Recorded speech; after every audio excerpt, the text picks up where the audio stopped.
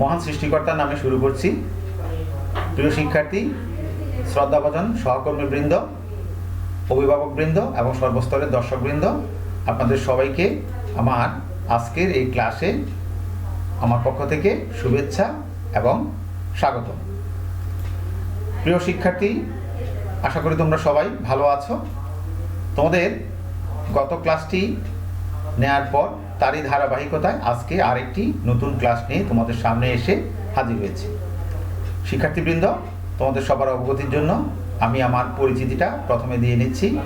আমি সঞ্জয় ভৌমিক, প্রভাষক, প্রাণীবিদ্যা বিভাগ, বৃদ্ধকালীন দিয়া হাজেরা আসমত, ডিগ্রি কলেজ, ফরিদগঞ্জ, চাঁদপুর।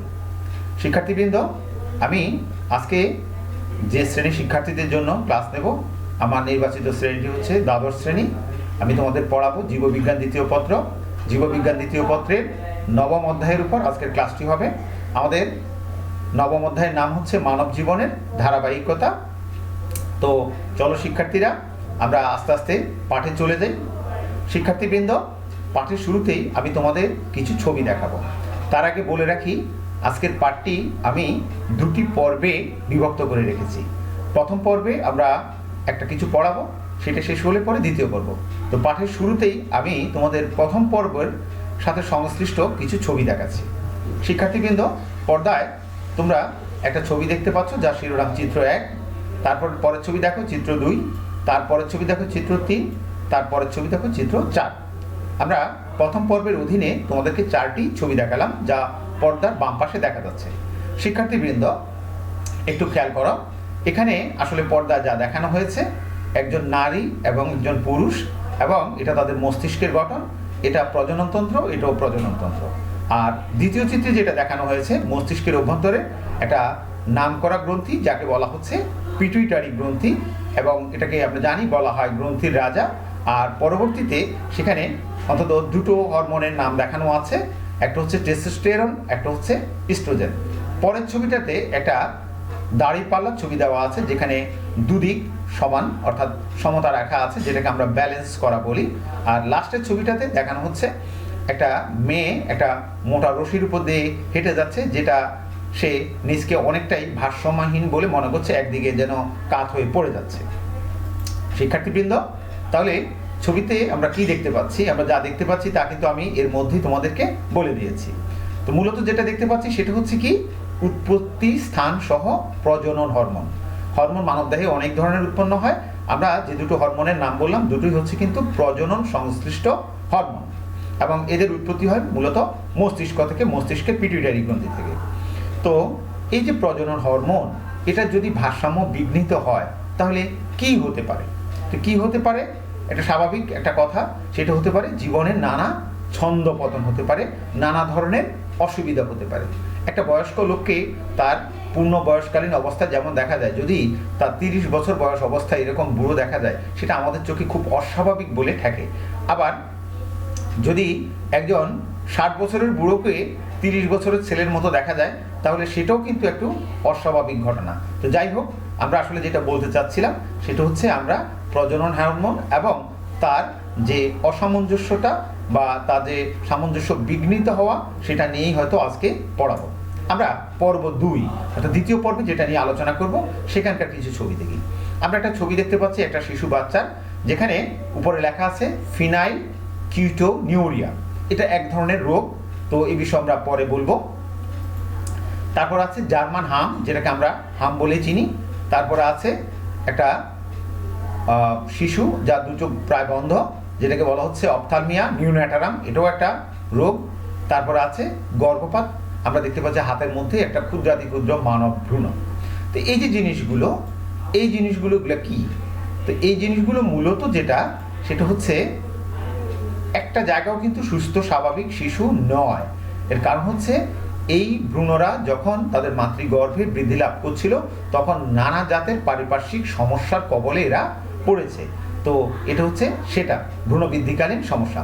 তাহলে আমরা প্রথমে যে ঘটনাটা দেখালাম, যে 4টা ছবি, এবং পরবর্তীতে যে 4টা ছবি দেখালাম, এই 4টা ছবির ঘটনা হচ্ছে, প্রথমটা হচ্ছে মানুষের প্রজনন হরমোনের ভারসাম্যহীনতা, আর দ্বিতীয়তে যে 4টা ছবি দেখালাম সেগুলো হলো ভ্রূণ বৃদ্ধির সময়ে সমস্যা। তো সে কারণে আমাদের আজকের পাঠের শিরোনাম হচ্ছে প্রজনন হরমোনের ভারসাম্যহীনতা এবং ভ্রূণের বৃদ্ধির সময়ে সমস্যা। শিক্ষার্থীবৃন্দ, আমরা যদি মনোযোগের সাথে আজকের পাঠ অনুসরণ করি তাহলে আমরা এই পাঠ থেকে কি পাবো? আমরা প্রথমত পাবো ভারসাম্যহীনতায় প্রজননের সমস্যা হয় এমন যে হরমোনগুলো, তাদের আমরা নাম জানতে পারবো, অর্থাৎ হরমোনগুলোকে আমরা চিনবো যাদের ভারসাম্যহীনতায় প্রজননে নানা ধরনের সমস্যা হয়। তারপরে আমরা প্রজনন হরমোনের ভারসাম্যহীনতার যে প্রভাব আমাদের ব্যক্তি জীবনের উপর পড়ে, সেই প্রভাবগুলো আমরা ব্যাখ্যা করতে পারবো। কোন ধরনের হরমোনের আধিক্যে কি ধরনের সমস্যা হয়, অভাবে কি ধরনের সমস্যা হয়, আমাদের আজকের পাঠে সেই জিনিসগুলো সম্পর্কে আলোচনা থাকবে। আর সবশেষে আমরা দ্বিতীয় পর্বে যেটা পড়াবো সেটা হচ্ছে ভ্রূণ বৃদ্ধিকালীন সময়ে যে পারিপার্শ্বিক সমস্যাগুলো হয়, মূলত সে সমস্যাগুলো কারণ কোথায় কি কি কারণে হতে পারে, যে সম্ভাব্য কারণগুলো আছে, তোমরা আমার সাথে যদি অংশগ্রহণ করো পাঠে তাহলে তোমরা সেই সমস্যাগুলোর কারণ বিশ্লেষণ করতে পারবে। তো শিক্ষার্থীবৃন্দ, আমরা প্রথমেই দেখে নিই নারী এবং পুরুষের যে প্রজনন হরমোনগুলো আছে সেই প্রজনন হরমোনগুলো কি। আমরা এক পলক একটু পর্দায় তাকাই। আমরা এখানে 4টা হরমোনের নাম দেখতে পাচ্ছি। প্রথম হরমোন ইস্ট্রোজেন, দ্বিতীয় যে হরমোন প্রোজেস্টেরন, তৃতীয় যে হরমোন অ্যান্ড্রোজেন এবং চতুর্থ যে হরমোন টেস্টোস্টেরন। এখানে বলে রাখা ভালো, তোমরা দেখতে পাচ্ছ 3টার মধ্যে গোলাপি রং দেওয়া আছে। এই 3টা হচ্ছে মূলত নারীদের হরমোন, আর টেস্টোস্টেরনটা হচ্ছে পুরুষদের হরমোন। তা আমরা এক এক করে এবার এর ব্যাখ্যা দিচ্ছি।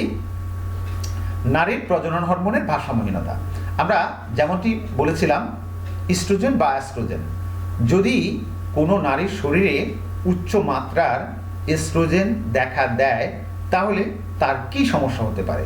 প্রথম কথাটা একটু বলে রাখা ভালো, সেটা হচ্ছে সাধারণত নারীদের মধ্যে যাদের বয়স 35-এর একটু বেশি, তাদের মধ্যে এই ইস্ট্রোজেন হরমোনের আধিক্যটা দেখা যায়। যদি ইস্ট্রোজেন হরমোন কারো স্বাভাবিকের তুলনায় বেশি হয়, তিনি যে ধরনের জটিলতায় ভুগতে পারেন সেটা হচ্ছে তার মধ্যে প্রাক রজচক্রীয় লক্ষণ প্রকাশ পায়, অর্থাৎ রজচক্রের শুরুর আগে যে লক্ষণগুলো, এমন লক্ষণ প্রকাশ পাবে। তারপরে আমরা যেটা দেখব সেটা হচ্ছে, আমরা দেখতে পাচ্ছি আমাদের পর্দার বাম পাশে কোনো একজন নারী যার পাগুলা যথেষ্ট ফোলা। এর কারণটা হচ্ছে শরীরে অনেকেরই এর প্রভাবে, এই ইস্ট্রোজেনের উচ্চমাত্রার প্রভাবে পানি চলে আসে, পানি জমে যায় এবং এই পানির কারণে তার শারীরিক ওজন বেড়ে যায়। তারপরে আমরা দেখতে পাচ্ছি পরবর্তী যে ছবিটা, একজন নারী যিনি মাথায় খুব হাত দিয়ে ধরে রাখছেন, অর্থাৎ তার প্রচণ্ড মাথা ব্যথা করছে। তো তাহলে ব্যাপারটা কি? ব্যাপারটা হচ্ছে যে প্রচণ্ড মাথা ব্যথা হয় এবং সেই সাথে সাথে শরীর যদি ভালো না থাকে তাহলে যেটা হতে পারে আলটিমেটলি মেজাজ খিটখিটে হয়। তারপরে কি হতে পারে? আমরা দেখতে পাচ্ছি একজন নারী, তিনি বিনিদ্র রজনী কাটাচ্ছেন। তো সহজ কথা আমরা যেটা বলবো সেটা হচ্ছে, এখানে স্তনবৃন্ত থেকে স্রাব নির্গত হবে, রাতে ভালো ঘুম হয় না। এখন এই যে কথাটা বললাম, যদি কেউ ল্যাকটিং মাদার বা দুগ্ধবতী মা হয় সেক্ষেত্রে এই ধরনের ঘটনা স্বাভাবিক, কিন্তু যদি তিনি ল্যাকটিং মাদার নাও হন তাহলেও এই হরমোনের প্রভাবে এমন ঘটনা ঘটতে পারে। আর সবশেষে আমরা যেটা বলবো সেটা হচ্ছে কাজে কর্মে তেমন মন বসে না, নিকটজন থেকে নিজেকে গুটিয়ে রাখে। তারপরে এখানে 5টি লক্ষণের কথা বললাম, যে লক্ষণগুলো মূলত কোনো নারীর শরীরে যদি এস্ট্রোজেনের মাত্রা বেড়ে যায় তাহলে হতে পারে। এটা হচ্ছে এস্ট্রোজেনের উচ্চমাত্রার ফলাফল। আমরা এবার দেখব যদি তার উল্টোটা হয়, এস্ট্রোজেন হরমোনটা তার মাত্রার নিম্নতম পর্যায়ে থাকে, তাহলেও নারী কিন্তু সমস্যায় ভোগে। কি ধরনের সমস্যা হতে পারে? প্রথম সমস্যা যেটা, সেটা হচ্ছে তার যৌনপ্রাচীর শুকিয়ে যাবে, ফলে তার পক্ষে তার যৌনসঙ্গীর সাথে যৌন মিলনটা অনেকটা কষ্টদায়ক হয়ে পড়ে। তারপরে আমরা যেটা দেখব, নারী অবসাদ বা ক্লান্তিতে ভোগে, আমরা পাশের ছবিটা দেখলেই দেখতে পাচ্ছি। তারপরে কি হতে পারে? দেখা যাচ্ছে রাতে প্রচুর ঘাম হয়। আমরা একজন ঘরমাক্ত নারীকে দেখতে পাচ্ছি, যেটা স্বাভাবিকের তুলনায় একটু বেশি ঘাম। আমরা যদি পরিশ্রম করি তবে ঘাম হয়, সেটা কিন্তু স্বাভাবিক। দেখা যাচ্ছে সেরকম বা সে ধরনের কোনো পরিশ্রম ব্যতিরেকেই প্রচুর পরিমাণে ঘাম হয়। আর কি হতে পারে? আমরা দেখতে পাচ্ছি ছবিতে একজন নারী তার হাঁটু চেপে বসে আছে, অর্থাৎ এই হাঁটুর মতো যে জয়েন্টগুলো আছে, সন্ধিগুলো আছে, সেই সমস্ত সন্ধিগুলোতে ব্যথা হয়, সন্ধিসমূহে ব্যথা হয়।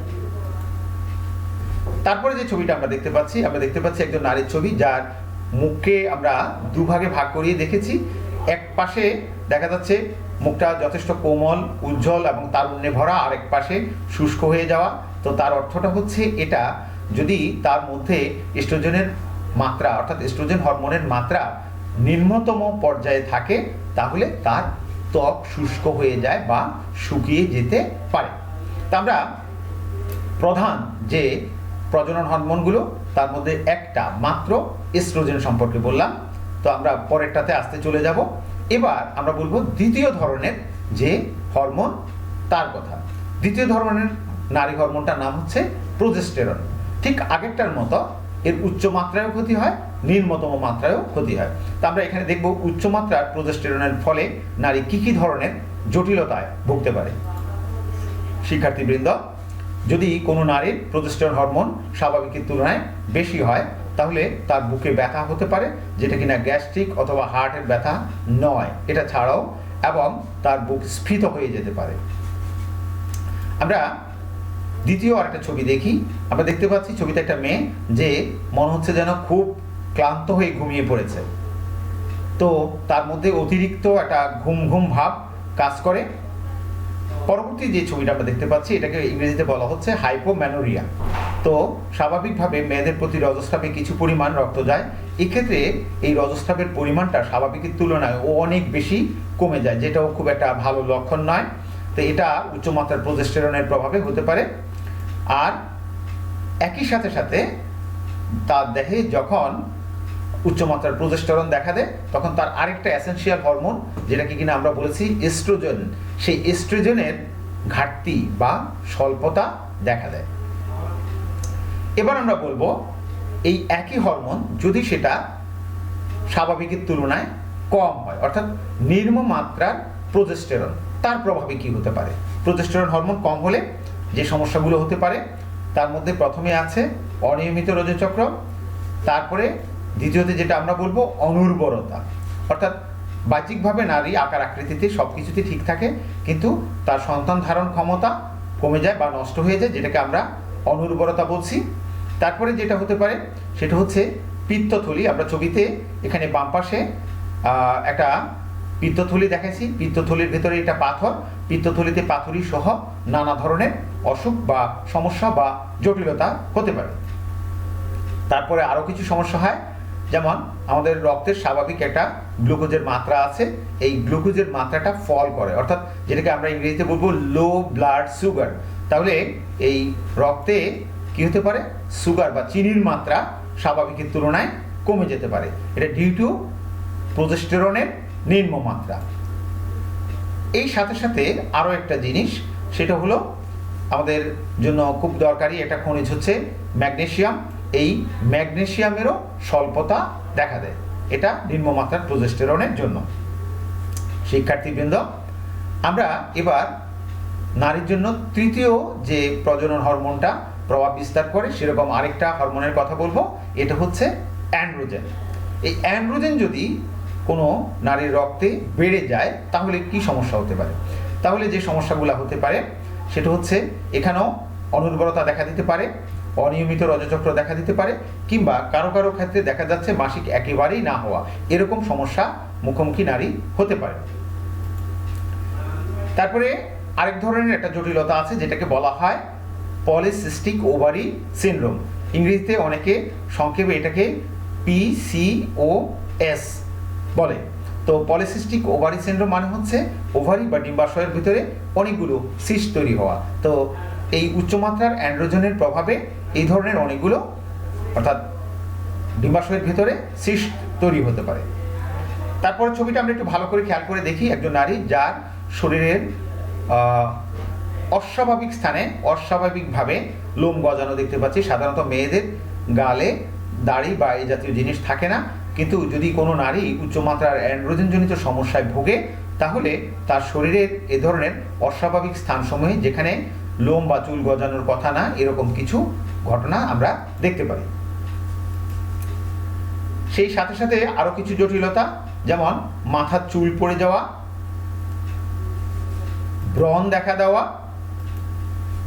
এমনকি তলপেটে বা উদরে চর্বি জমে পেটের চামড়া অনেক মোটা হয়ে যাওয়া, এই ধরনের ঘটনা আমরা দেখতে পারি, অর্থাৎ উদরে চর্বির পরিমাণ বেড়ে যায়। এটা হচ্ছে উচ্চমাত্রার অ্যান্ড্রোজেনের প্রভাবে। শিক্ষার্থীবৃন্দ, এই অ্যান্ড্রোজেন হরমোনটা যদি নিম্নতম মাত্রায় থাকে তাহলে নারী দেহে কী সমস্যা হতে পারে? তো যে সমস্যাটা হতে পারে তার মধ্যে সবচেয়ে উল্লেখযোগ্য হচ্ছে, আমরা প্রথমেই যে পিটুইটারি গ্রন্থিটা দেখিয়েছি, সেই পিটুইটারি গ্রন্থিতে টিউমার দেখা দিতে পারে, টিউমার। তারপরে দেখা যায় নারীর শরীরে যে হাড় আছে, হাড়ের ক্ষয় হতে শুরু করে। এটা একটা সুস্থ হাড়, এটা একটা ক্ষয়যুক্ত হাড়, অর্থাৎ হাড়গুলো এরকম পোরাস বা ছিদ্রযুক্ত হয়ে পড়ে, ফলত হাড়গুলো দুর্বল হয়ে পড়ে, যাতে করে নারী একটুখানি আঘাতেই অনেক সময় হাড় ভেঙে বসতে পারে। তাহলে হাড়ের ক্ষয় হয়, এটি হচ্ছে মূল কথা। তৃতীয়তে যেটা হতে পারে, যৌনিদের শুষ্কতা, অবসাদ এবং আস্তে আস্তে যৌন উত্তেজনা হ্রাস প্রভৃতি লক্ষণ দেখা দেয়। এতক্ষণ আমরা নারীর প্রজনন হরমোনের আধিক্য এবং স্বল্পতা নিয়ে কথা বললাম। এবার একমাত্র পুরুষালী হরমোন, যেটা কিনা পুরুষের জীবনে অনেক গুরুত্বপূর্ণ প্রভাব বিস্তার করে, সে হরমোনটা নিয়ে একটু কথা বলি। সে হরমোনটার নাম হচ্ছে টেস্টোস্টেরন। এই টেস্টোস্টেরন হরমোনের প্রভাবে অর্থাৎ পুরুষের জীবনযাত্রার অনেক ধরনের পরিবর্তন হয়। যদি কোনো পুরুষে এর মাত্রাধিক্য থাকে, তাহলে আমরা ডান পাশে যে ছবিটা দেখতে পাচ্ছি, একজন আরেকজন প্রচণ্ড আক্রমণ করে মারামারি করছে। পুরুষের মধ্যে উগ্রতা, সহিংসতা, এমনকি হিংস্র প্রবৃত্তি, এই ঘটনাগুলো প্রকাশ পেতে দেখা যায়। সেই সাথে সাথে এই হরমোনের আধিক্যে দেখা যায় পুরুষের হৃদরোগের ঝুঁকিও অনেকটাই বেড়ে যায়। যদি হরমোনটা ঠিক উল্টাটা কম হয়, তাহলে কি হতে পারে? তাহলে যে জিনিসগুলো ঘটতে পারে, অর্থাৎ টেস্টোস্টেরন হরমোনের অভাবে, সেটা হলো পুরুষের মধ্যে অবসাদগ্রস্ত ভাব এবং দুর্বলতার ভাব চলে আসে। সাধারণত 40 ঊর্ধ্ব পুরুষের দেহে ন্যাচারালি বা প্রাকৃতিকভাবে এই হরমোনটা কমতে শুরু করে। এরকম বয়সে পুরুষের দুপুরের খাওয়ার পর একটু নিদ্রা বা আলস্য এরকম ভাব চলে আসে। কেউ কেউ আবার দেখা যায় অকালে বুড়িয়ে যায়, যে এখনো বুড়ো হওয়ার কথা না, দেখা যাচ্ছে তাদের চুল দাড়ি পেকে অনেক তাড়াতাড়ি বুড়ো হয়ে যায়। কারো কারো ক্ষেত্রে আবার চুলও মাথা থেকে পড়ে যায়, আমরা ছবিতে দেখতে পাচ্ছি। কারো কারো ক্ষেত্রে যেটা হয় সেটা হচ্ছে বিষণ্ণতা ভোগে এবং নিজকে অসুখী ভাবে। আর সবশেষ কথা যেটা হচ্ছে সেটা হচ্ছে যৌন উত্তেজনা হ্রাস পায় এবং পুরুষ অনেকটাই নিজকে অক্ষম বলে মনে করে। একসময় বয়স বৃদ্ধির সাথে সাথে এই হরমোনের মাত্রা একদম নিম্নতম পর্যায়ে চলে আসে। এই ঘটনাটাকে বলা হচ্ছে অ্যান্ড্রোপজ। এটা নারীর ম্যানোপজের সাথে মানে বিপরীত একটা শব্দ হিসাবে অনেকে আখ্যায়িত করে। শিক্ষার্থীবৃন্দ, এর সাথে সাথে আমাদের প্রথম পর্বের পাঠ শেষ হলো। আমরা তোমাদের জন্য এখন একটা কাজ দিচ্ছি, তোমরা খাতায় কাজটা লিখে রাখো। এই কাজটা হচ্ছে প্রজননে প্রভাব বিস্তারকারী প্রধান নারী ও পুরুষ হরমোনগুলির নাম লেখো। প্রশ্নটা আবার বলছি, প্রজননে প্রভাব বিস্তারকারী প্রধান নারী ও পুরুষ হরমোনগুলির নাম লেখো। আশা করি তোমরা খাতায় প্রশ্নটা লিখতে পেরেছ। আমরা চলে যাব আমাদের পাঠের দ্বিতীয় পর্যায়ে। আমাদের পাঠের দ্বিতীয় পর্যায়টা ছিল ভ্রূণ বৃদ্ধিকালীন সমস্যা। সত্যি কথা বলতে কি, পৃথিবীতে নানা জনে নানা ধরনের সমস্যা দেখা দেয়। কারো কারো ক্ষেত্রে দেখা যায় ঘরে অনেকগুলো সন্তান, কারো কারো বহু চেষ্টার পরেও একটা সন্তান লাভ করাটা কষ্টকর।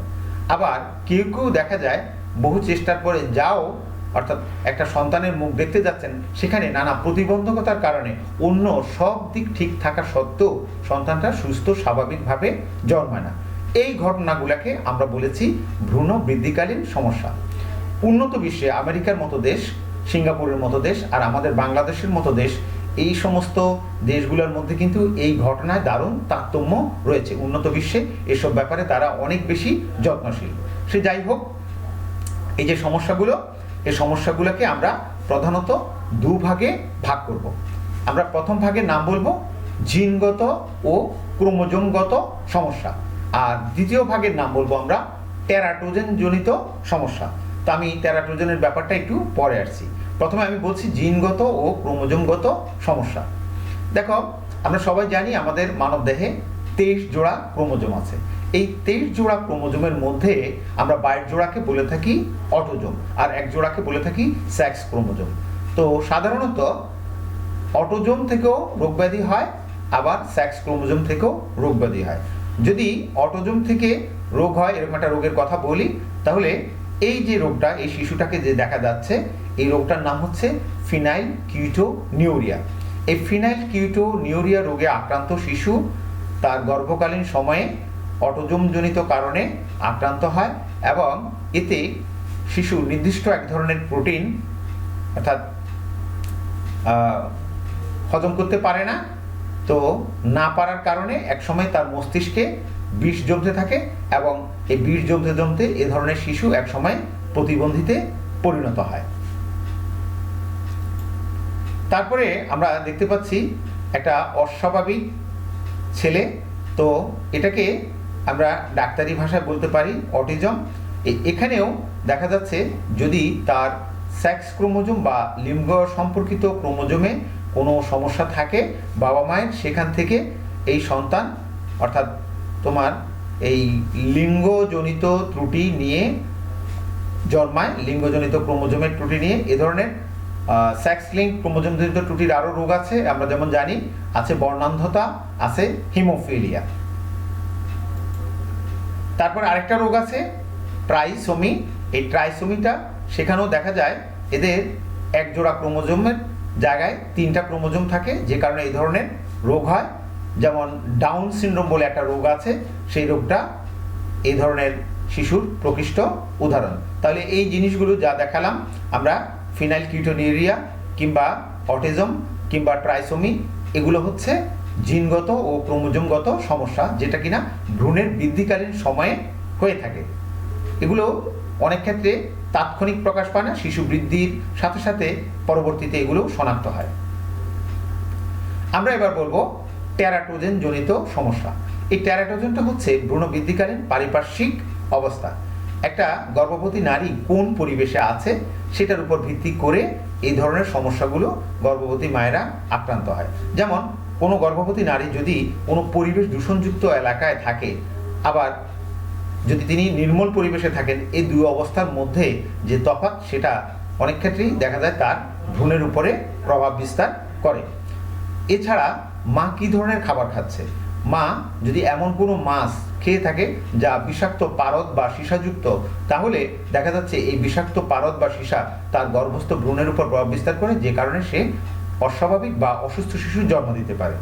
এছাড়াও আরও কিছু ঘটনা আছে, যেমন গর্ভাবস্থায় মা যদি বিভিন্ন ধরনের খুব শক্তিশালী ভাইরাস, বিশেষ করে হাম বা রুবেলা ভাইরাস দ্বারা আক্রান্ত হয়, তাতেও শিশু প্রতিবন্ধী রূপে জন্মাতে পারে। তো এই ঘটনাগুলোকেই একসাথে আমরা বলেছি টেরাটোজেন, পারিপার্শ্বিক যে অবস্থা। আমরা প্রথমে একটা ছবি দেখতে পাচ্ছি রুবেলা বা জার্মান হাম। গর্ভবতী নারী গর্ভাবস্থায় যদি এই ধরনের ভাইরাস দ্বারা আক্রান্ত হন, হয়তো ডাক্তারের সাময়িক চিকিৎসায় তিনি সুস্থ হন, কিন্তু তার প্রসব পরবর্তীতে দেখা যায় বাচ্চার দেহে এই ধরনের হাম দেখা যায়, যেটা তার সারা স্কিনে ছড়িয়ে থাকে এবং দুর্বল ও অসুস্থ শিশু তিনি প্রসব করেন। এছাড়া উন্নত বিশ্বের একটা রোগ আমরা যেটাকে জানি HIV, অর্থাৎ কিনা আমরা যেটাকে এইডস বলি, এই HIV ভাইরাস, এটাও কি দুর্দান্ত একটা ভাইরাস। এটা মায়ের অমরাকে ফাঁকি দিয়ে সন্তানের দেহে চলে যায়। মা যদি কোনোভাবে HIV দ্বারা আক্রান্ত হন, সে যে কোনোভাবেই হোক, সেটা তার নিরপরাধ সন্তানের উপরও প্রভাব বিস্তার করে। আরেকটা জিনিস, আরেকটা ভাইরাস যেগুলোকে বলা হচ্ছে সাইটোমেগালো ভাইরাস। মা যদি সাইটোমেগালো ভাইরাস দ্বারা আক্রান্ত হন, সেটাও তার গর্ভস্থ ভ্রূণের মধ্যে গিয়ে আক্রমণ করে, সেখান থেকে অসুস্থ শিশু জন্ম নিতে পারে। এটা হচ্ছে মা যদি গর্ভাবস্থায় ডায়াবেটিসে ভোগেন, মায়ের যদি ব্লাড সুগারটা খুব বেশি হয়, তাহলে অমরার মাধ্যমে এই ব্লাড সুগারটা তার গর্ভস্থ সন্তানের মধ্যে গিয়ে পড়ে। ফলত যেটা হয়, মা অস্বাভাবিক ওজন এবং আকৃতিযুক্ত সন্তান প্রসব করেন, যেটা স্বাভাবিকের চেয়ে ব্যতিক্রম, এবং এই ধরনের শিশুরা প্রায় বিভিন্ন রোগে ভুগে থাকেন এবং অনেক ক্ষেত্রে সন্তান বাঁচেও না। তারপরে আমরা দেখতে পাচ্ছি একটা সিগারেট, যেখানে একটা ভ্রূণের ছবি দেওয়া আছে। মা যদি গর্ভাবস্থায় প্রচুর ধূমপান করেন, তাহলে সেক্ষেত্রে সন্তান অর্থাৎ ধূমপানের কারণে গর্ভাবস্থায় মারা যেতে পারে অথবা অসুস্থ এবং দুর্বল হয়ে জন্ম নিতে পারে। মা যদি মদ পান করেন, তাতেও কিন্তু সেম ধরনের অবস্থা হতে পারে। তো এই যে ঘটনাগুলো, আমি আরেকটা কথা বলছিলাম, শিল্প দূষণযুক্ত এলাকায় বাস এবং দূষিত খাবার খাওয়া, সেটা থেকেও মা আক্রান্ত হতে পারেন। আমরা পরবর্তী যে ছবিটা দেখাবো সেটা হচ্ছে মায়ের খাদ্য গ্রহণ, মা কী খাচ্ছেন, কোন খাবারটা তার জন্য উপযোগী এবং কোন খাবারটা তার জন্য উপযোগী না, এই অবস্থায় তাকে বেছে বেছে নির্দিষ্ট ধরনের খাবার খেতে হবে। সবশেষে আমরা মায়ের মানসিক অবস্থা, মা যদি অনেক বেশি দুশ্চিন্তাগ্রস্ত থাকেন, অনেক বেশি কান্নাকাটি করেন, তার প্রভাব কিন্তু গর্ভস্থ সন্তানের উপর পড়ে। তাহলে আমরা এই সংক্রান্ত জ্ঞানগুলো যদি আগেভাগে অর্জন করতে পারি, তবে আমরা অর্থাৎ মাকে একটা সুস্থ পরিবেশে রেখে ভ্রূণ বৃদ্ধিকালীন টেরাটোজেন জনিত যে সমস্যাগুলো আছে সেগুলো থেকে পরিত্রাণ দিতে পারি। শিক্ষার্থীবৃন্দ, তোমাদের জন্য দুটো দলীয় কাজ রাখা আছে। প্রথম কাজটা হচ্ছে প্রজননে উচ্চমাত্রার এস্ট্রোজেনের প্রভাব লিখো, অর্থাৎ এস্ট্রোজেন হরমোন বেশি হলে কি সমস্যা হয় সে হরমোনের প্রভাবগুলো তোমাদেরকে লিখতে হবে।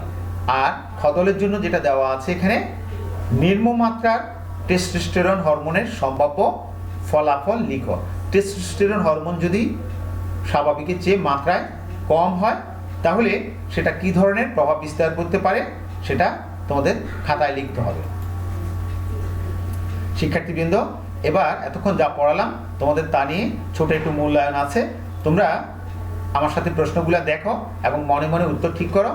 আমি প্রশ্নগুলো দেওয়ার পরে আমি তোমাদেরকে সঠিক উত্তরটা দেবো, তোমাদের সাথে মিলিয়ে নাও। প্রথম প্রশ্ন, কোন বয়সী নারীদের মধ্যে উচ্চমাত্রার এস্ট্রোজেন সমস্যা বেশি দেখা যায়? আমার অপশনে আছে ক অনধিক 15, খ 15 থেকে 20 বছর, গ 20 থেকে 25 বছর, ঘ 35 বছরের অধিক। এর উত্তরটা হচ্ছে 35 বছরের অধিক। দ্বিতীয় প্রশ্ন, নারী দেহের অস্বাভাবিক স্থানে লোম গজায় কোন হরমোনের কারণে?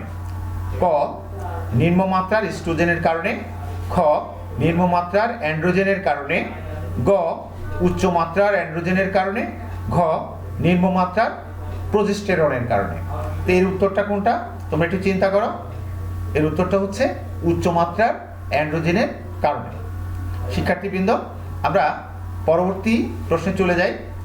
পরবর্তী প্রশ্নটা হচ্ছে, গর্ভাবস্থায় রুবেলা ভাইরাসের আক্রমণ এটি কি ধরনের সমস্যা?